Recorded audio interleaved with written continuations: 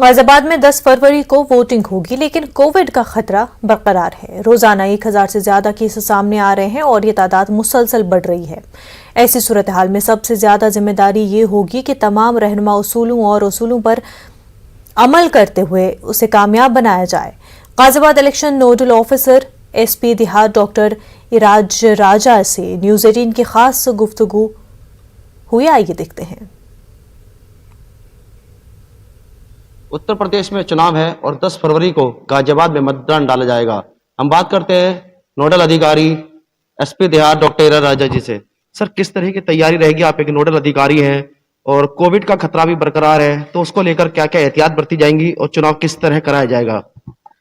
हम चुनाव को लेकर पूर्ण रूप से तैयार हैं। इसमें कोविड गाइडलाइंस का अनुपालन हम लोग 100% कराने का प्रयास कर रहे हैं, जिसमें कि माननीय चुनाव आयोग ने भी काफ़ी गाइडलाइंस इसमें जारी की हैं कि विभिन्न पॉलिटिकल पार्टीज के लिए, कैंडिडेट्स के लिए और पुलिस कर्मियों के लिए एवं अन्य कर्मी जो भी मतदान की प्रक्रिया में लगे हुए हैं, तो हम लोग प्रयास कर रहे हैं कि इन सभी गाइडलाइंस का अनुपालन पूर्ण रूप से कराया जाए।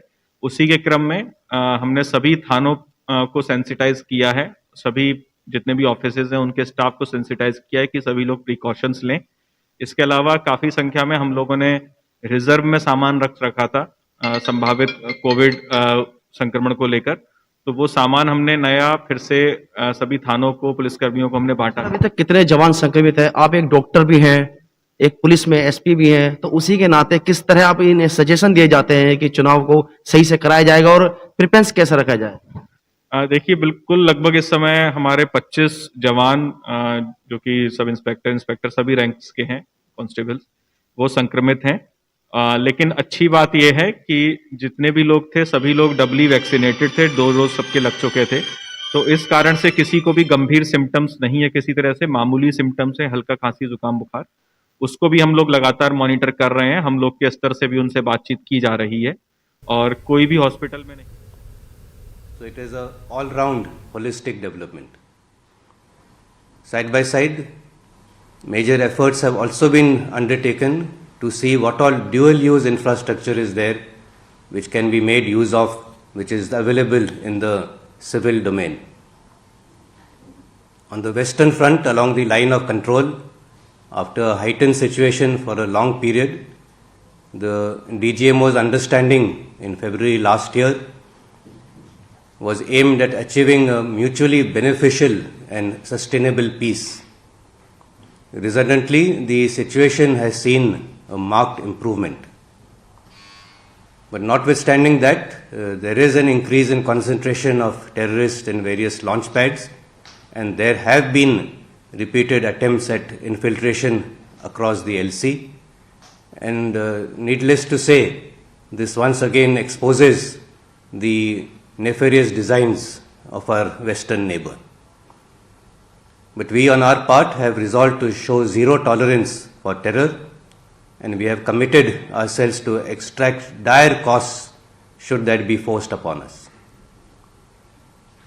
In Jammu and Kashmir, the whole of government approach has led to a progressive improvement in the security situation.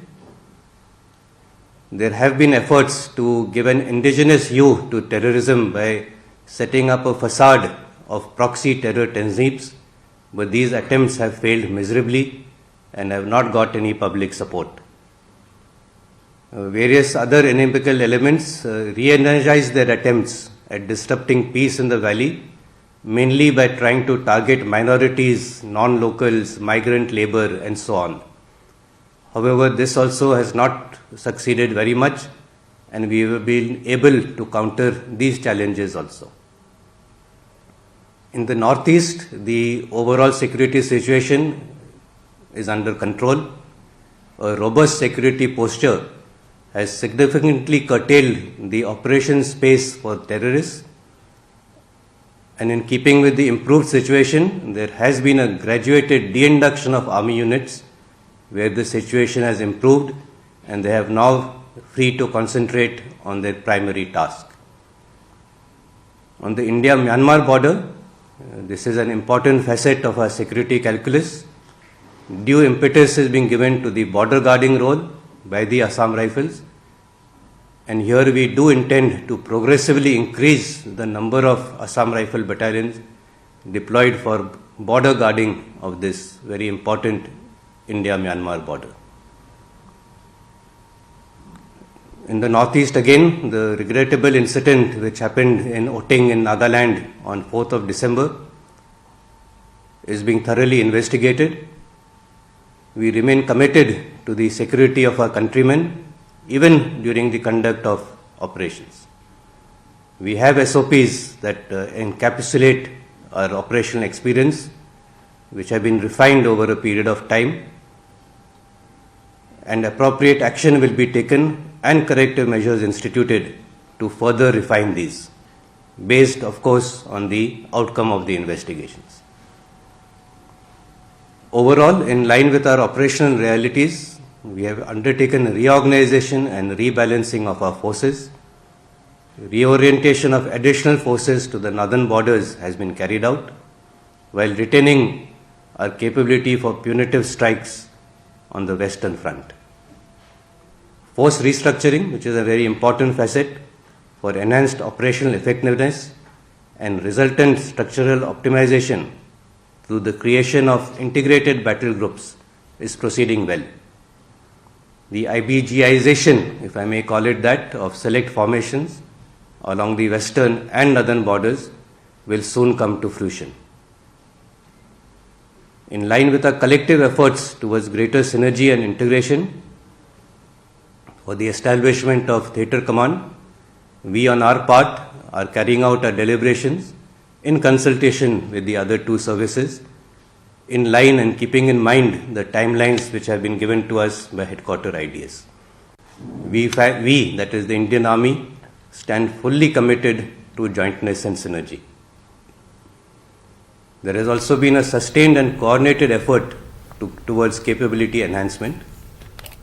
The crisis on the northern borders gave us an opportunity to fast-track our infrastructure development and undertake doctrinal reviews and make up various operational voids which had been existing through emergency and fast-track procurements.